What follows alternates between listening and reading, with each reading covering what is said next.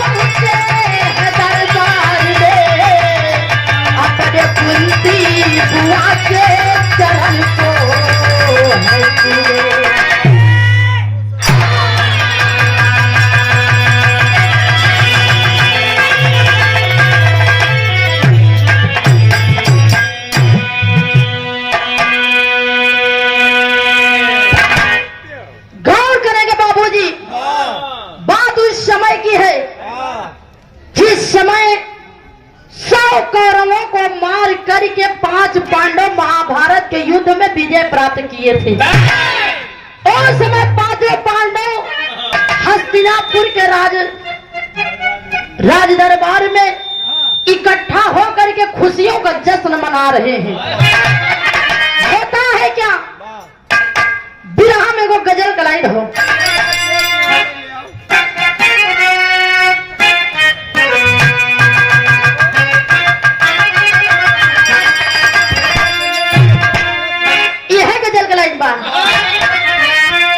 और खत पर खत लिख लिख कर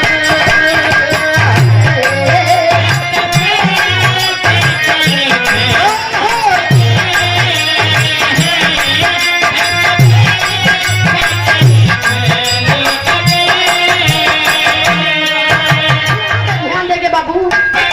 और छुप कर के जो वारी करे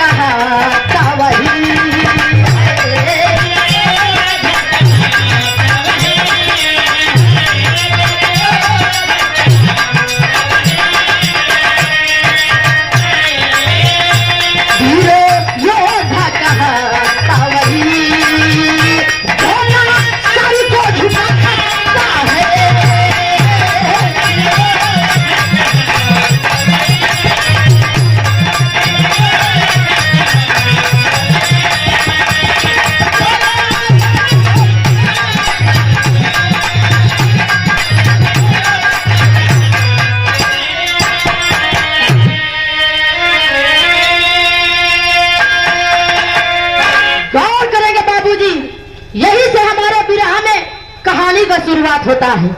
कैसे भैया नज़म में कहना है।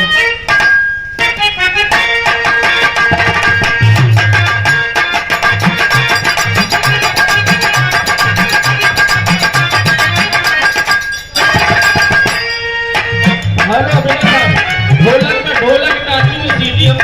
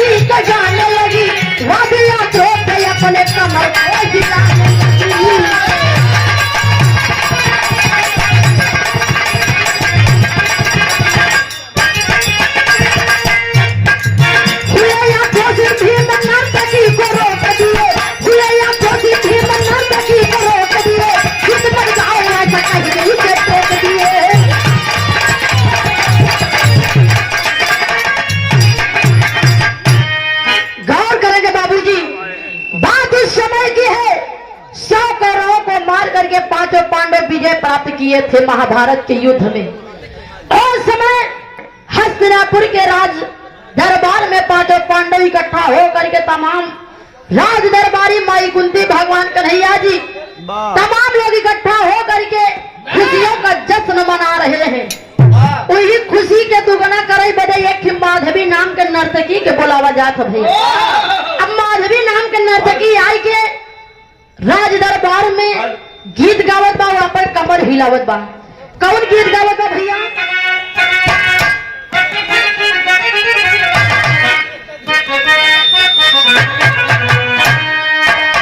यह गीत गाए, अरे इन्हीं लोगों ने, इन्हीं लोगों ने, इन्हीं लोगों ने, कौन लोगों ने, कौन लोगों ने?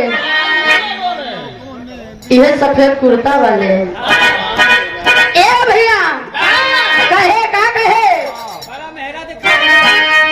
अरे इन्हीं लोगों ने, इन्हीं लोगों ने, इन्हीं लोगों ने, इन्हीं लोगों ने ले लिया दुपट्टा मेरा, इन्हीं लोगों ने ले लिया दुपट्टा मेरा, इन्हीं लोगों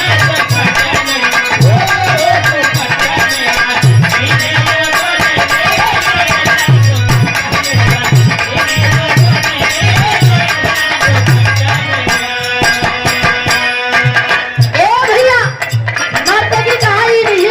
ले लिया दुपट्टा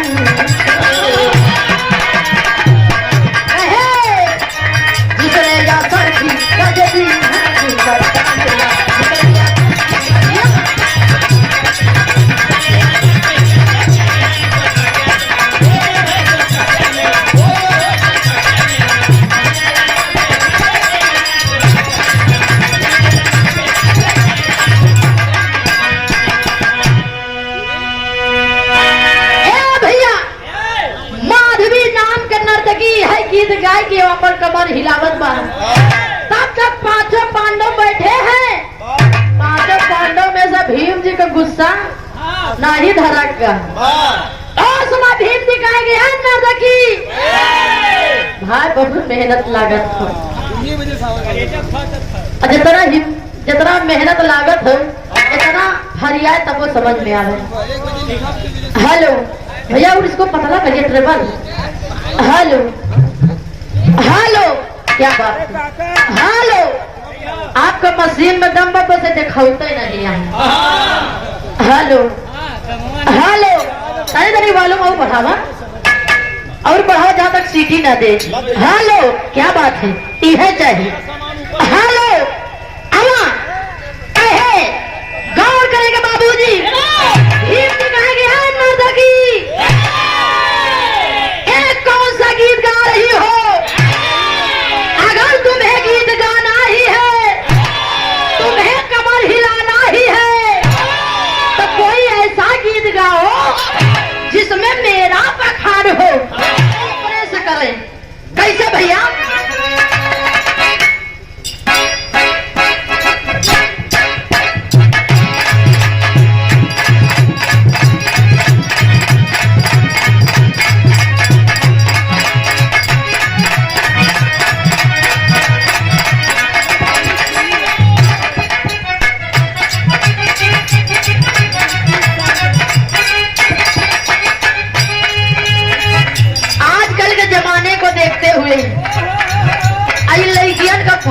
देखते हुए थोड़ा लड़का कहे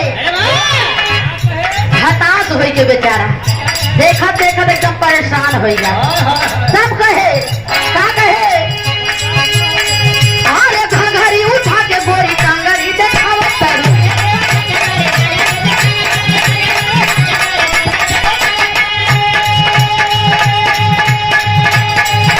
अरे रही चलत खाली जिया लागत जावत तारी।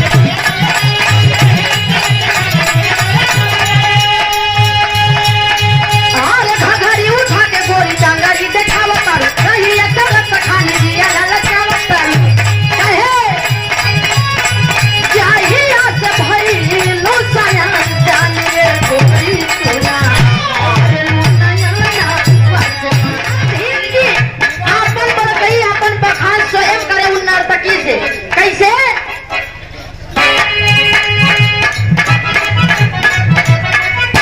अरे गदाधारी भीम कैले दिल में गुमान हो।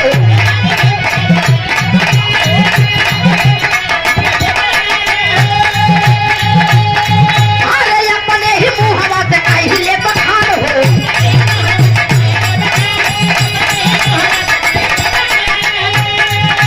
अरे गदाधारी भीम कैले दिल में गुमान हो। अपने ही मुहवा से कहिले बखान हो। कहे दुर्योधन के मारा ले हजार तान के चक्कर सीना के हुना बहाना तान के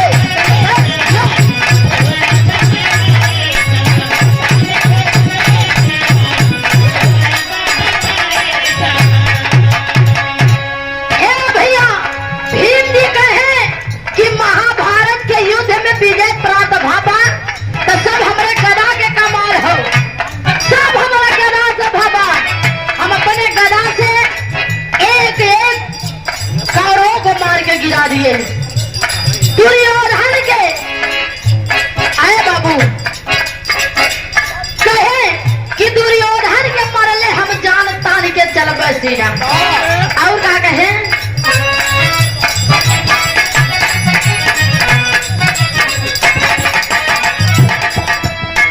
सौ भाई की चले मार के जलावा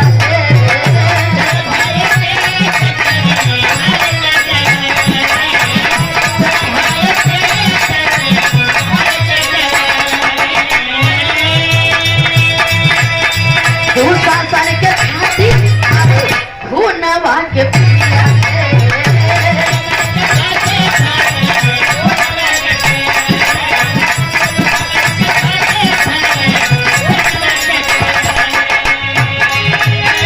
मारा का कसूरा शैतान तान के चलते सिया ये हुना हमारे समान तान के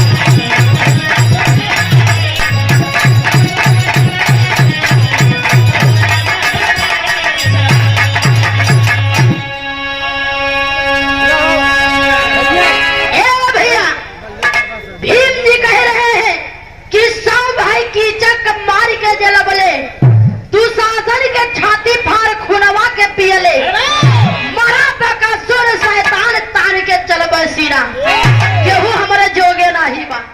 आए बाबू भीम जी अपन बखान स्वयं करें नर्तकी के सामने तब तक अर्जुन जी बोल उठे। का बोले अर्जुन जी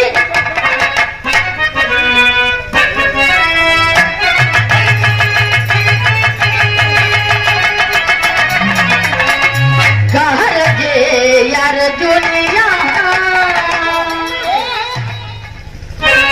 अर्जुन जी कह रहे हैं का कहे कहर जे यार दुनिया पान कहर जे यार दुनिया सुनी कारी के कर जे यार दुनिया सुनी करके हे भाई अपनो बंद करो कर जे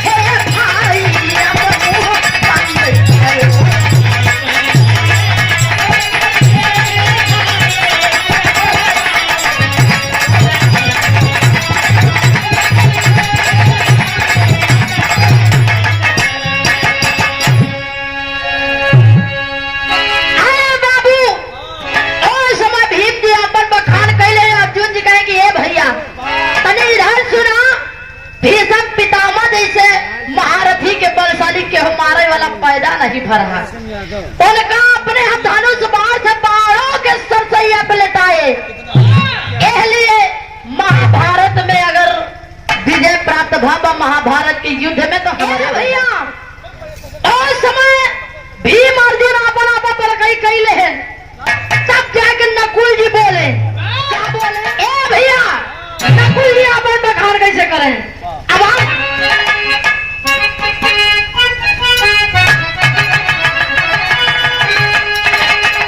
अरे सभवा में नकुल करे,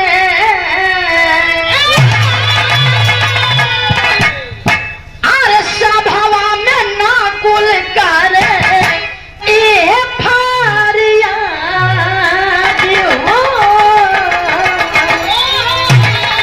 अरे सभवा में नकुल करे ए फारिया हो, बतिया भुलाई गई।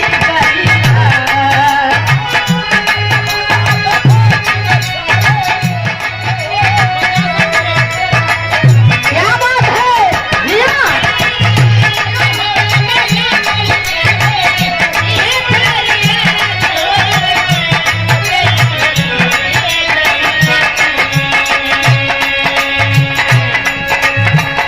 सभवा में नकुल करे ये फरियाद हो, बतिया भुलाई गईला तारिका काहिले याद हो, बतिया भुलाई गईला तारिका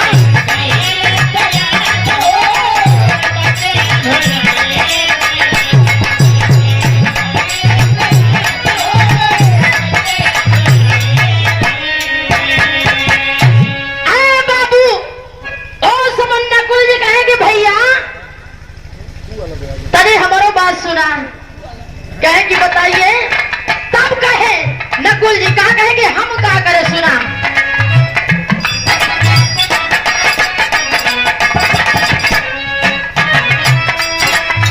शाकुनी के मारी के हम कैल बड़ा काम हो।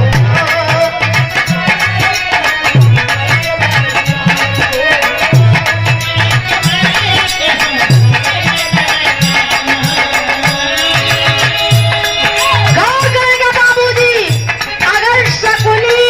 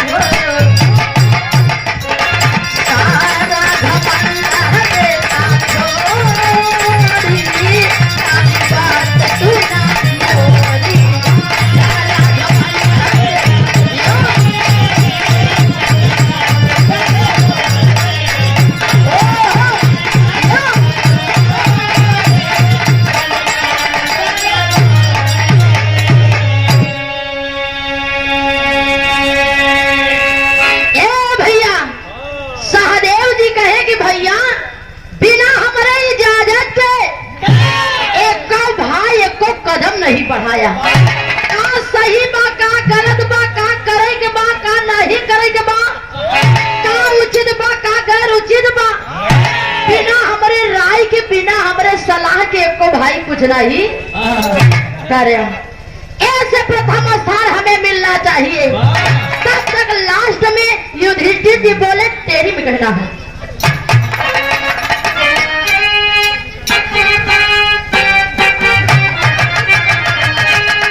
अरे धुरंधर सब कहेला खुद के,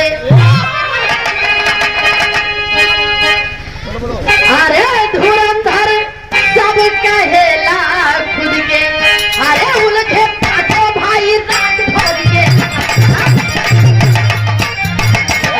लास्ट में युधिष्ठिर जी कह रहे हैं, क्या कहे भैया?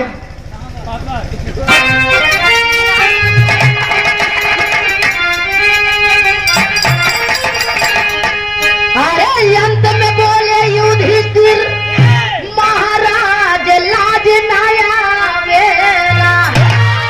अरे अंत में बोले युधिष्ठिर महाराज लाज ना आवेला। अरे हमरे आगे पड़े सबरंताज लाज ना आवेला।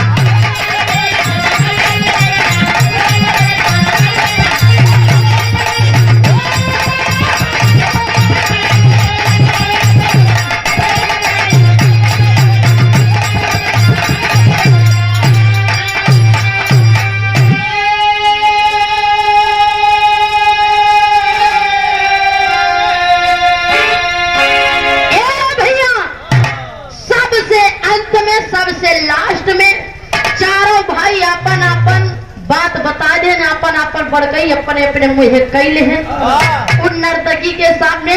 लास्ट में युधिष्ठिर जी कहे कि मेरे भाइयों आपको शर्म नहीं आती? तनिक सुना हम का करें। कहे अरे द्रोणाचार्य के आगे केहू के चलल न कौनो चारा।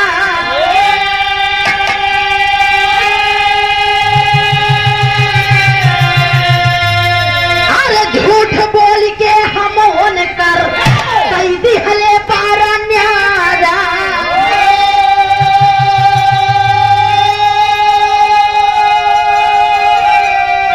अरे धर्म छोड़ ले यदुकुल के सर ताज लाज ना आवेला।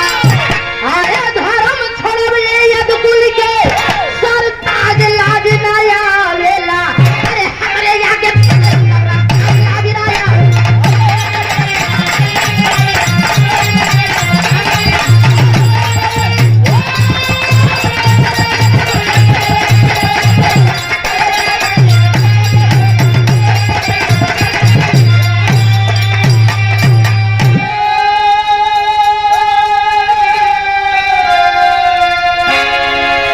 ये होई इतना जिद जोर लगाए थे ना।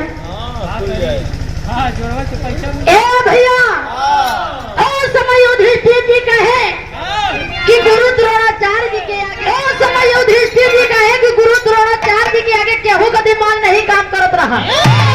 गुरु द्रोणाचार्य जी के हम झूठ बोल के मरवाए। चारों भाई पूछ ले कहन वो कैसे युधिष्ठिर तू झूठ बोल के कैसे मरवाया? ओ समय कहे गौर करेंगे बाबूजी, युधिष्ठिर जी को ब्रह्मा जी के द्वारा वरदान मिला था कि युधिष्ठिर जी कभी झूठ नहीं बोलेंगे। उस समय युद्ध के दौरान कुरुक्षेत्र में जब गुरु द्रोणाचार्य जी अपना धनुष बाण लेकर के आते हैं, युधिष्ठिर जी कहते हैं कि अश्वत्थामा मारा गया, अश्वत्थामा मारा गया। ए भैया अश्वत्थामा गुरु द्रोणाचार्य जी के लड़का के नाम रहा। तो सोचने लगा था हमारा बेटा उन्हें मरान है, लेकिन अश्वत्थामा नाम का एक हाथी मरान रहा। उस समय गुरु द्रोणाचार्य जी कहते हैं नरो या कुंजरो। उस समय भगवान यदुकुल नंदन यदुकुल शिरोमणि भगवान कन्हैया जी बाबू अपना शंख बजा देते हैं। उनके शंख के आगे युधिष्ठिर जी सुन नहीं पाए। उस समय गुरु द्रोणाचार्य जी सोचते हैं कि मेरा बेटा युद्ध के दौरान मारा गया, सोच में डूब जाते हैं और अपना धनुष बाण नीचे कुरुक्षेत्र में रख करके सोचने लगते हैं। अब उस समय धोखे में धृष्टद्युम्न द्रुपद का पुत्र द्रौपदी का भाई आकर के धृष्टद्युम्न वार कर देता है और धोखे में गुरु द्रोणाचार्य मारे जाते हैं। पांचों भाई आपस में उलझे हुए हैं, फैसला नहीं हो पावत कि महाभारत के युद्ध के करे वजह से जीता गावा कौन करेंगे बाबूजी। तब क्या करके युधिष्ठिर जी कहते हैं कि हम सबके बीच में भगवान कन्हैया जी बैठे हैं, यही फैसला करेंगे, आज हमें कहना है।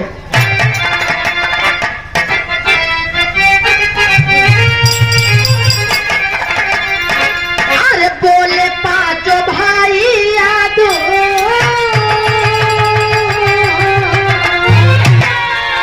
अरे बोले पांचों भाई यादो, राई के समावा पंच।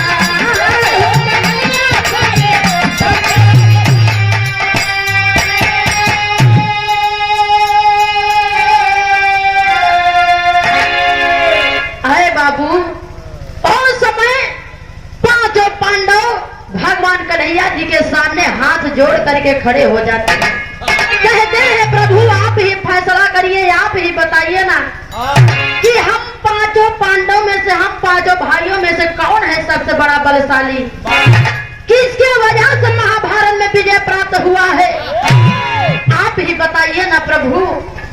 उस समय भगवान कन्हैया जी कहते हैं अरे युधिष्ठिर, युद्ध के दौरान तो मैं अर्जुन जी का रथ हाँक रहा था, हमें क्या मालूम, आओ चलते हैं उस शख्स के पास जिसने महाभारत की लड़ाई शुरू से अंत तक देखा है।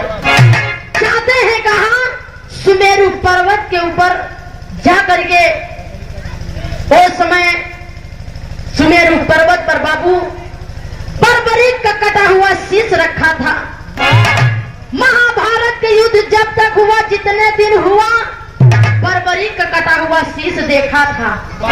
बर्बरीक का कटा हुआ शीश सुमेरु पर्वत पर रखा था। वहां पर जाकर के भगवान कन्हैया जी पूछते हैं कि हाँ बर्बरीक, तुमने शुरू से अंत तक महाभारत की लड़ाई देखी है, बताओ कि पांचों पांडवों में से कौन है सबसे बड़ा बहादुर बलशाली वीर, किसके वजह से महाभारत में विजय प्राप्त हुआ है, कौन है जो कि सभी कौरवों को मार मार के गिरा रहा था, तुम बताओ ना बर्बरीक। आए बाबू, वो समय बर्बरीक का कटा हुआ शीश बोलता है कि अरे प्रभु, अरे प्रभु, मैंने तो अपनी आंखों से यही देखा कि पांचों पांडवों ने कुछ नहीं किया, किसी को नहीं मारा, देखा कि आपका चक्र सुदर्शन था जो कि सभी कौरवों को मार मार के कुरुक्षेत्र में महाभारत के युद्ध में गिरा रहा था। मैंने अपने आंखों से यही देखा प्रभु। अरे बाबू, जब ये सच्चाई सामने आई, पांचों पांडवों का शीश शर्म के मारे झुक जाता है। उस समय भगवान कन्हैया जी खुश होकर के बर्बरीक के कटे हुए शीश को वरदान देते हैं। क्या वरदान देते हैं? आखिरी भाव में,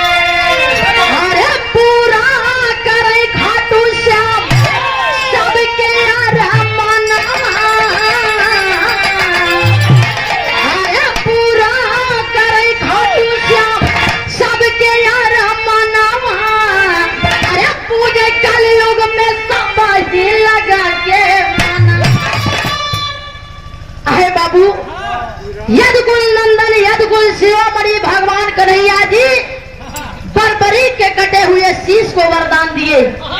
क्या बर्बरी, आज ये जो सच्चाई तुमने सामने लाई है, मैं वरदान देता हूँ कि कलयुग में तुम्हारी भी पूजा होगी। लोग तुम्हें खाटू श्याम जी के नाम से जानेंगे। आज कलयुग में बाबू राजस्थान के सीकर जिले में खाटू श्याम जी की पूजा होती है। लाखों भक्त भीड़ लगाए रहते हैं। खाटू श्याम जी का दर्शन पा करके धन्य धन्य हो जाते हैं। यही से मेरा विरह समाप्त है। गुरु घराने के परिचय में कहना है, अरे गुरु भोला गुरु बाबा दीन गुरु दया राम गुण का,